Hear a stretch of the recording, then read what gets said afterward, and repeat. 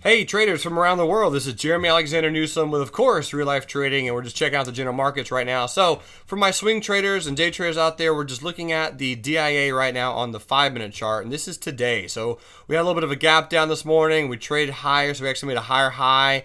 Now we're coming back down. I actually at a kind of pivotal location at the moment because there's a strong bullish candle from about 10 o'clock Eastern, and if we take out that candle, which looks like it might, we will continue just a tad lower on the DIA today. Now again, all things are subject to change due to volatility, but on the 15-minute chart, we got a nice little evening star reversal pattern here, got your rest after battle, and we're kind of forming what I like to call a new black crow candle. So if this candle closes exactly like it is in 4 minutes, a move lower with a stop above this candle would actually be, in my personal opinion, a little bit more bearish than bullish. So here's the daily chart on the DIA, and I'm not massively bearish yet, but last 3 days over here was an evening star reversal pattern. So if we close below 178.67 today on the DIA, I will be a tad more bearish than bullish, but specifically, also I mentioned yesterday, if the DIA gets a hammer candle today, which it still could do, I'm going to be very, very neutral, and I'll be doing spreads for at least 2 to 3 months. So I'll be super, super neutral on the DIA. I'm not entirely sure what it will do. Honestly, guys, if it closes below 178.67, we really could just trade right back down to 178 or maybe as low as 177 or 176.40 and pause there. So I'm not massively bearish by any means, but I'm just cautious, if you will. Here's the SPY. SPY right now we're getting a high wave candle. So for some of the traders, we do have an iron condor expiring this week, and the spread that we're keeping an eye on is the 208.50. So the low of today is 208.98. So here's the hourly chart. And what I'm going to be watching on the hourly is if we start, again, breaking below this low on the SPY, 209.69, I'll probably buy some shorter term puts just as a hedge. And then if, we break the low of today, 208.91, again, the spread is 208.50. If we break the low of the day today, I'll probably just exit the bull put spread for right at break even, depending on what time it happens. I mean, it really won't be a loss of any serious magnitude. It's expiring today in about 3.5 hours, so it really won't be that bad at all. But that's the SPY, so I'll be keeping a close eye on it, 208.50. That's the expiration, the spread that I'm looking at. And we also had a 200, 199 bull put spread expiring today. And the wager that I made on this one was I would eat a shoe if it did not expire worthless.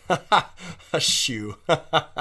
You guys are crazy. So anyway, that's the spread on the SPY. Those are looking okay. Let's talk about some trades that I am in bearish.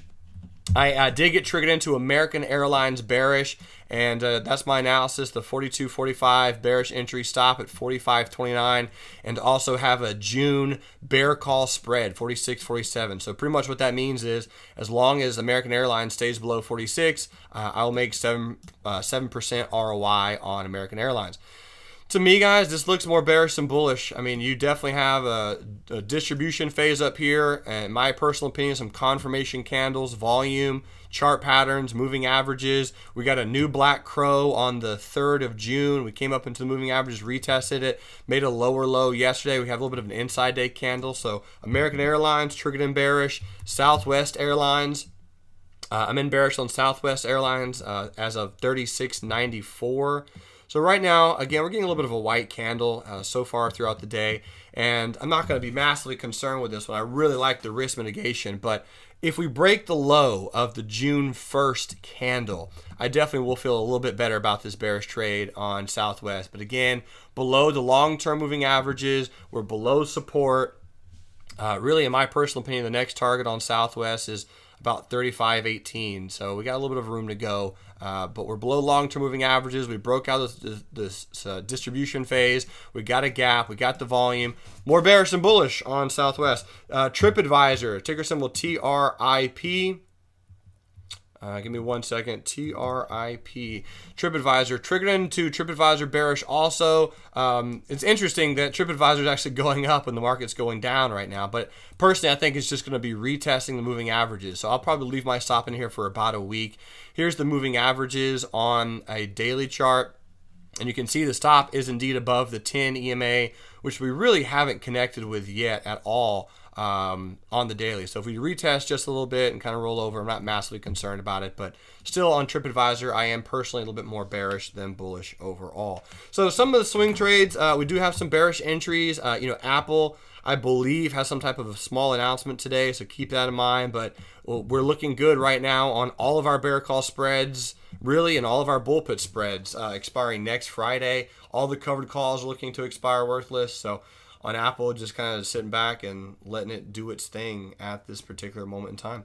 Ladies and gentlemen, thanks so much for watching this Friday Real Life Stock Review. If you have any questions, feel free to reach out to me anytime, Jerremy@reallifetrading.com. And until then, remember, love life, live life, and trade it. See ya.